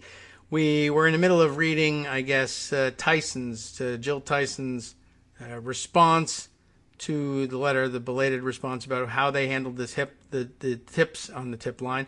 The FBI received over 4,500 of them, right? Security Division section handling the FBI and supplemental background investigations provided all relevant tips to the Office of the White House Counsel as a requesting entity. According to Tyson, relevant tips, which would be, I guess, information that raises questions of the candidate's suitability or trustworthiness, were forwarded again to the Office of the White House Counsel. That office was headed by White House counsel Don McGahn, also a close ally of Kavanaugh, who was working nearly nonstop to protect the nomination by serving as both lawyer and crisis communications advisor to Trump and Kavanaugh. Despite being asked specifically by White House and Coons in 2019, the FBI did not indicate that the Bureau took any further action to investigate or confirm any of the relevant tips. If the FBI was not authorized to or did not follow up on any of the tips that it received from the tip line, it is difficult to understand the point of having a tip line at all, White House and Coons responded in a July 22, 2021 letter to the FBI. That's kind of where we are now. But yeah, that's a good point there too. Not only were the tips going to the Kavanaugh defense team and no one else, but that's just the point. No one else. The FBI said, well, we have a tip line. And usually, I mean, the reason the play worked at the time with people like, I guess, Susan Collins and Jeff Flake and Joe Manchin was they said, we want you to do this investigation. And they said, fine, we'll do it. And they set up a tip line. And the normal assumption is, well, if the FBI sets up a tip line, they will listen to all the tips. And then when they find that certain tips are credible, they'll say, let's investigate that. But instead, here what they said is when they found tips to be credible, they said, let's give that to the other side. And if they investigate, they investigate. If they don't, they don't. But our job is done. We're the FBI. All we do here is we're the Federal Bureau of setting up tip lines, I guess. I don't know what the I stands for, actually. And we just hand stuff over. Other people do the investigation. We're just the FB, the Federal Bureau. That's it. That's what we do. I mean, that's pretty incredible all by itself. Despite, forget what's at stake. Just the fact that the FBI says, yeah, we set up a tip line and then threw it all out. That's, I guess, the point of the title of the FBI's garbage chute here. On Twitter, White House was blunter. He described the investigation as a scam and the tip line as a garbage chute to a White House counsel desperate to cover up the facts. Now, next up, Ford's lawyers speak out. In a statement, Deborah Katz and Lisa Banks, lawyers, I don't know why I can't pronounce the lawyers, but lawyers for Blasey Ford, I guess I knew that was coming, said the FBI's admissions in its June 30th letter proved the investigation was a sham. The letter from the Department of Justice, released by Senator Sheldon Whitehouse's office today, confirms what we knew. The FBI's investigation into Dr. Christine Blasey Ford's serious allegations about Justice Brett M. Kavanaugh's sexual misconduct was a sham and a major institutional failure. Not only did the FBI refuse to interview Dr. Ford or the corroborators listed in our letter to the FBI, it failed to act on the over 4,500 tips it received about then-nominee Kavanaugh. Instead, it handed the information over to the White House, allowing those who supported Kavanaugh to falsely claim that the FBI found no wrongdoing. And that's really the end game of that play there, right? We instructed the FBI to simply collect the tips and give them to us. Now, we aren't going to find any wrongdoing. That's not up to us. We're definitely not going to look for any, and if we find it, we won't tell you. But if we find it, we've failed, because why would we look? But in the meantime, we will also proudly announce that the FBI found no wrongdoing, which, again, why does the play work? The FBI found no wrongdoing works to clear someone's name because the FBI, when they are asked to conduct such a background check, are in the business of finding any wrongdoing that might exist and exposing it, because they are, after all, the Federal Bureau of Investigation. We found no wrongdoing means you think we looked for wrongdoing because of the I in our name, Federal Bureau of Investigation.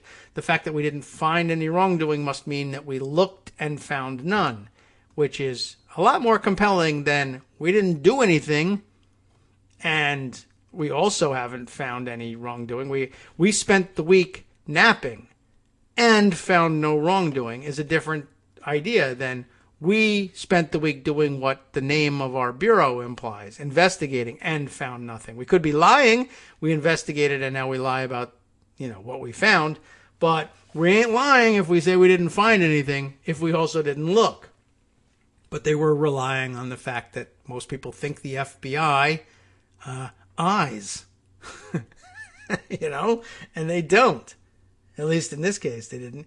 Katz and Banks said an investigation into alleged sexual assault never should have been an ordinary background check, for one thing. Further, evidence relevant to such allegations should have been referred to the Criminal Investigations Division, not the White House counsel.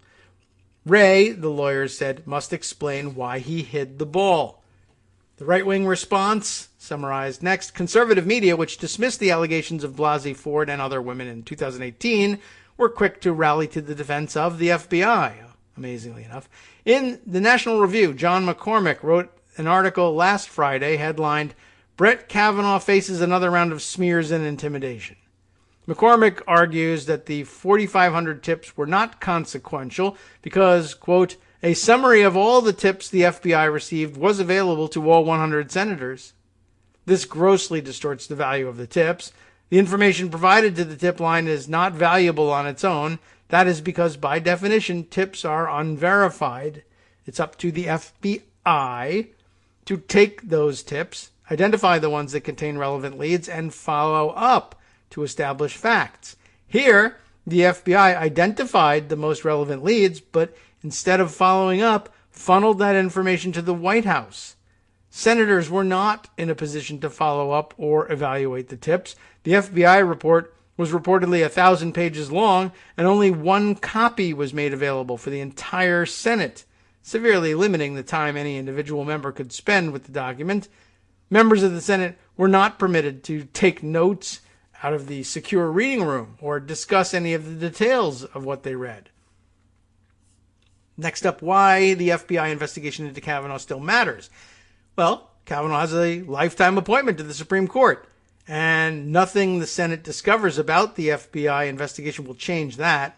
Well, I disagree, but okay. But Wray, who was appointed FBI director by Trump, was retained by Biden. President Biden intends to keep FBI director Wray on in his role, and has confidence in the job he's doing, White House Press Secretary Jen Psaki said in January. But if it's proven that Wray handled the Kavanaugh investigation inappropriately to serve the political interests of the Trump administration, would Biden maintain that confidence? White House and other senators are continuing to seek clarity on what the FBI did and why. In their July 22nd letter, the senators asked Wray a series of probing questions about his arrangement with the White House, the tip line, and why the FBI declined to interview Kavanaugh or Blasey Ford. The senators set a deadline of, August 31st. It's remarkably similar. August 31st, 2021 for answers. Hopefully they won't have to wait as long this time for a response. But then, of course, if they do, so what? And by that time, Chris Wray might be perfectly willing to resign and walk away and something. And I don't know, maybe that's an engineered victory in the end for Biden or the Democratic senators. But I don't know what. Anyway, I think good point being made there. We're reiterating that the FBI just completely not only failed to do any investigation, but really knew going into its partnership with the Trump White House that the fact that they were, widely known as a Bureau of Investigation would go a long way. The I in the name does a lot of work here. And the fact is that the Bureau, did no work. But they knew that everyone would think that they did work because everyone thinks the FBI does work. They had a tip line. That means they took the tips seriously and checked things out. They just didn't do it. They licensed the semi-good name of the FBI to the Trump organization, a.k.a. the White House at that point, and said, I want you're free to use the fact that the FBI handled these tips on the front end. We collected them and then gave them to you for investigation. But we're going to license you our name so that you can say that the FBI found nothing, even though the instructions were to look for nothing and hand the information to you. And you also aren't going to look, but nobody necessarily thinks that's a bad thing because the White House, and particularly the Trump White House, was never expected to look for anything or try to figure out what happened. The FBI does that, and the FBI says they found nothing. That was really kind of amazing. But there you go. I just wanted to reiterate those points as Judd did as well and get you more riled up over that. How about that? Let's see.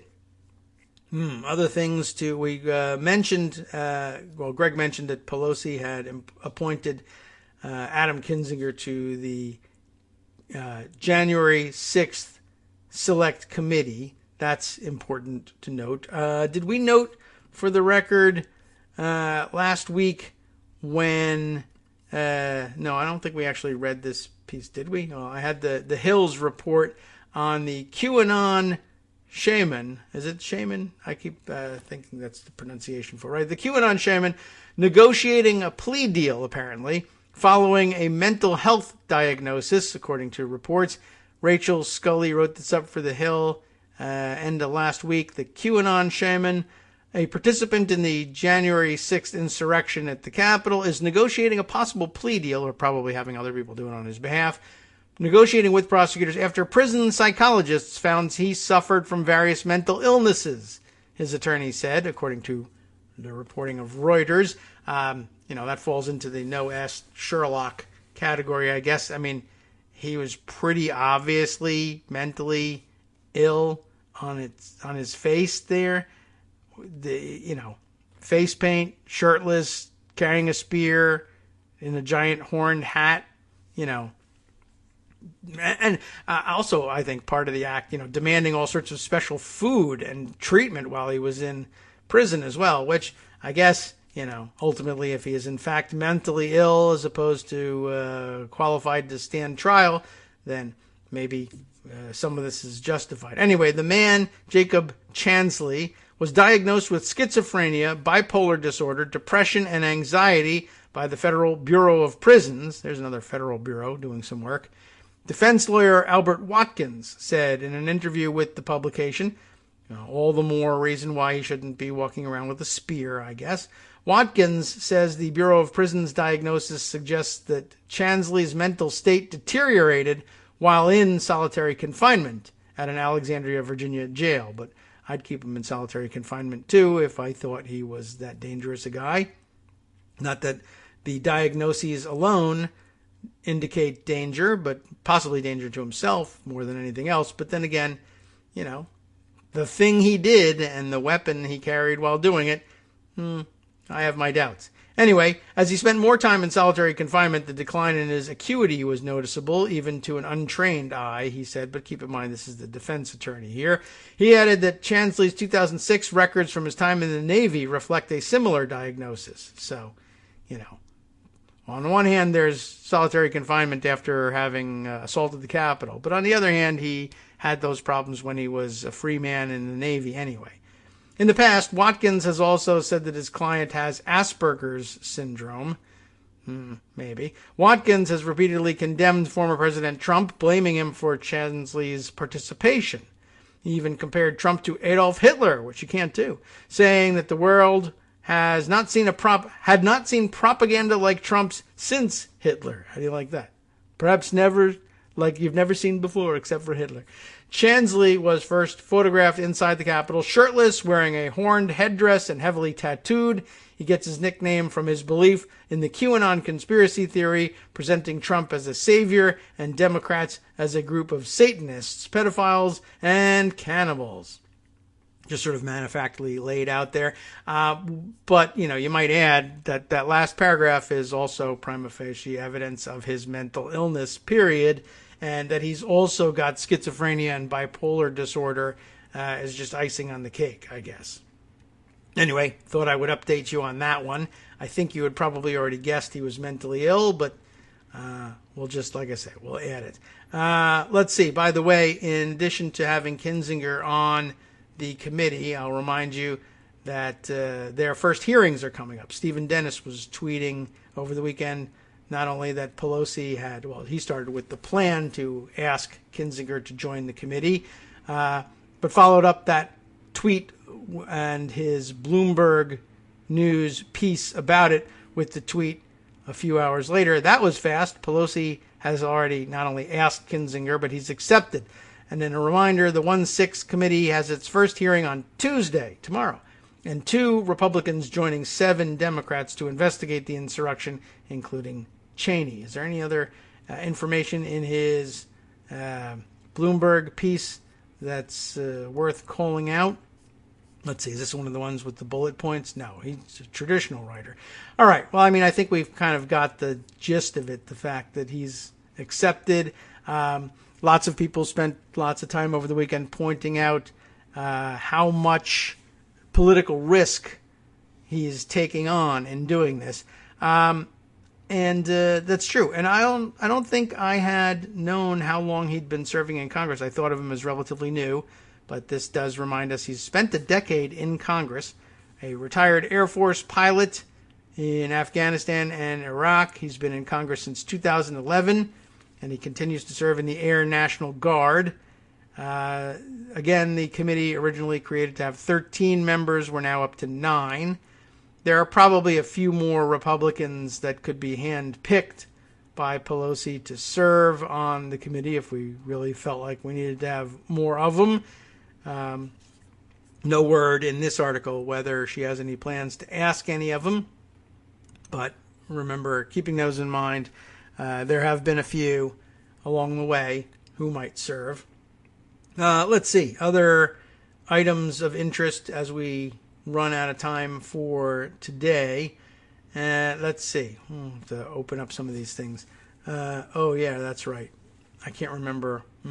The Arizona Central article that I put away is paywalled, and I can't recall what it was about unless there were other tweets about it. Yes, that's right. I instead have the tweets of the author or co-author of that piece for the Arizona Republic, Jen Fifield, who was tweeting at the end of last week, the fairgrounds where the building stands, where they've been doing the counting. You remember that they had it in an arena at one point, and they had to vacate the arena for graduation season, and then I guess moved into the fairgrounds building.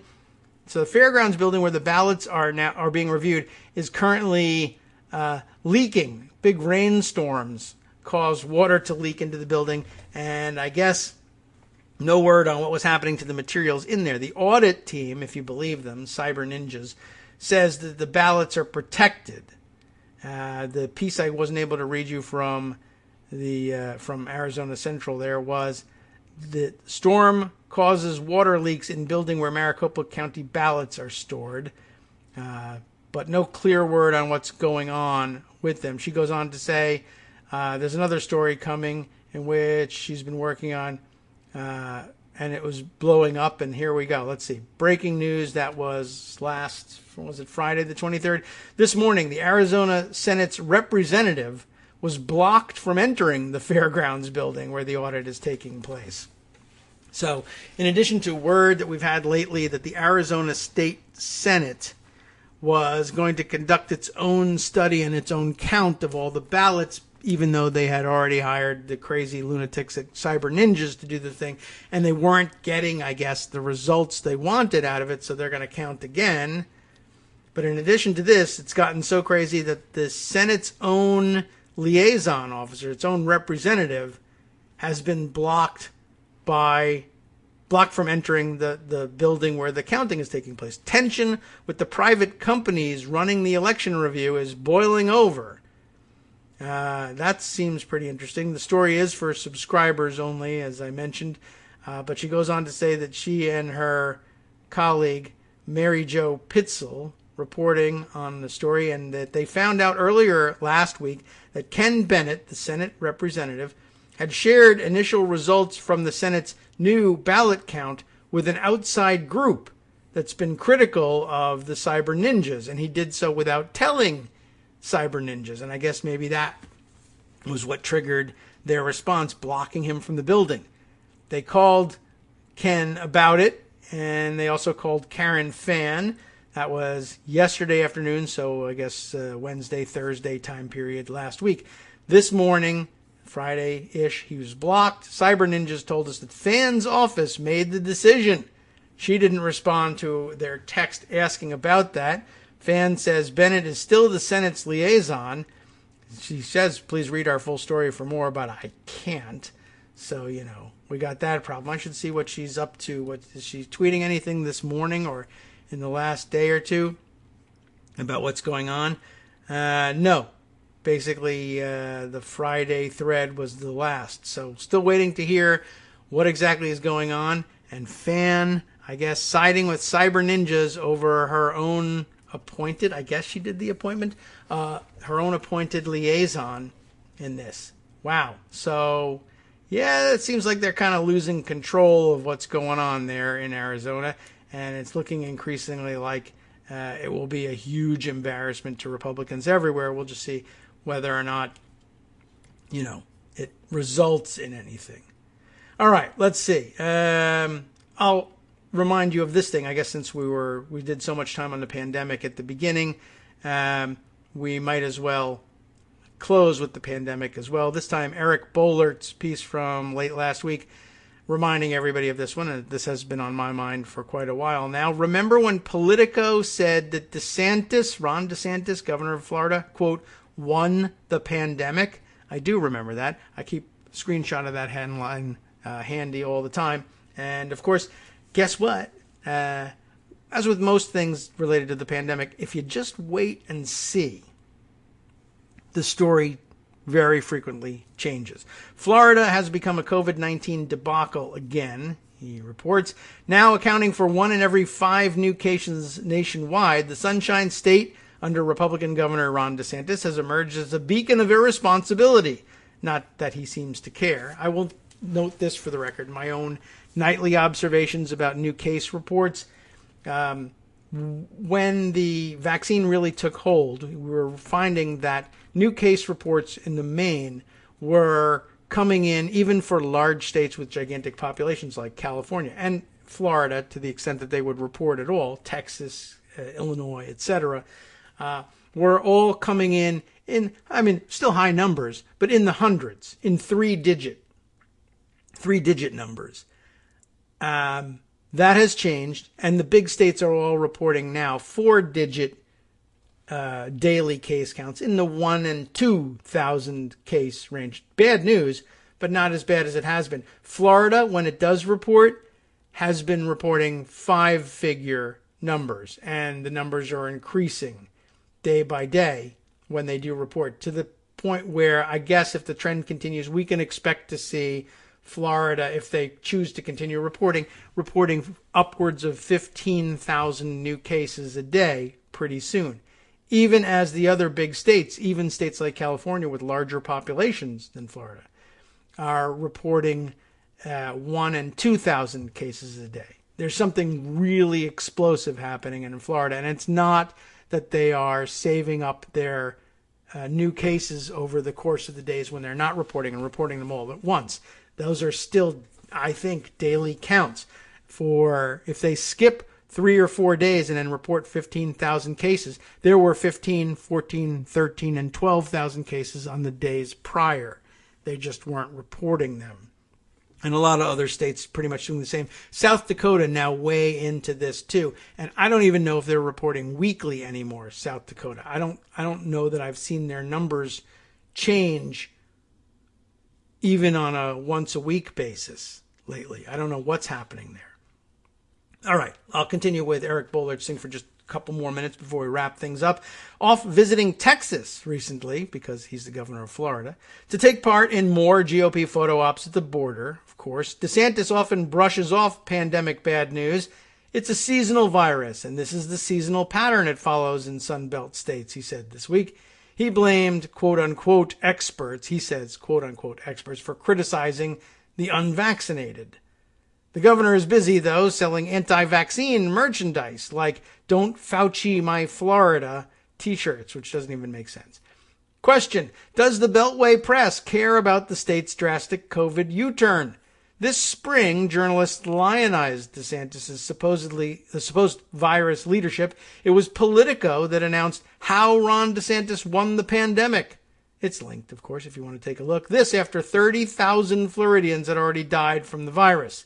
This is the same DeSantis who spent last year trying to silence scientists, covering up data, rescinding mask ordinances, playing down the virus's threat, fighting with the Florida press, and portraying himself as a maverick under attack. He even foolishly placed 1 million orders of hydroxychloroquine in tribute to Trump. The irony is that DeSantis is now facing a COVID crisis specifically because his supporters, Republicans, aren't getting vaccinated at the same rate as others in the state. If they were, Florida and the rest of the country would be approaching herd immunity. We hate that term. Instead, the proudly unvaccinated MAGAs are driving the Florida meltdown, with some counties reporting that new cases are coming 100% from those who refuse to get the shot. Still, DeSantis won't act. He won't lead. The Orlando Sentinel editorial page recently read the governor the riot act over his dereliction of duty, writing, "At the moment, it's as if DeSantis has washed his hands of the matter, like Trump did, and moved on to elections, borders, critical race theory, mocking Fauci, or whatever else will get him a headline. And every few days, nearly as many people are dying from COVID as died in the recent collapse of a condominium in South Florida. Please, Governor, we're begging you, handle the COVID problem. Be a leader." How bad is it in Florida? New COVID cases are up nearly 200% over the past 2 weeks. Florida is third in the nation in per capita increases, accounting for nearly 20% of the nation's new infections. The rate of positive tests is well above 10%. Florida now boasts the fourth highest rate of hospitalizations and the nation's highest rate for daily deaths. The state's vaccination rate, 57%, remains a mediocre embarrassment.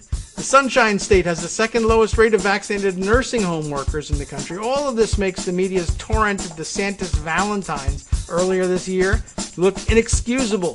Beltway scribes lined up to tell the same story over and over. Democratic critics were wrong about DeSantis, COVID, and Florida, and now he's riding high within the GOP. They eagerly held him up as the rare Republican COVID star, pushing GOP talking points about how DeSantis had steered the Sunshine State into boom times. Well, there's lots of it and lots of examples of it providing, but as the Delta variant runs wild, will journalists who lauded DeSantis in the spring admit that they got the story wrong and tell the truth about the COVID disaster that Florida has become? Well, I think you know the answer even before he posed it. The answer is no, but I guess we get to hang around and watch how it goes. That's the fun of observing all of this. Now, though, the fun of observing it all with West Coast Cookbook and Speakeasy host Justice Putnam. Coming up next, of course, here on Netroots Radio. Here's what he's got on tap for you. Watergate reporter Carl Bernstein insists Donald Trump is our own American war criminal. Sounds pretty good. Several states have scaled back their reporting of COVID-19 statistics, just as I was talking about, and just as cases across the country start to skyrocket.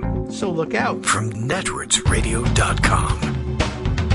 You have been listening to Kagro in the Morning with David Waldman. Bad news environmentally from the Pacific Coast as oxygen levels off the Oregon coast have raised fears of marine dead zones. And environmentalists, conservationists, and scientists urge the state of Maine to protect the last wild Atlantic salmon in the U.S. Could have some commercial interest in that. Stay tuned.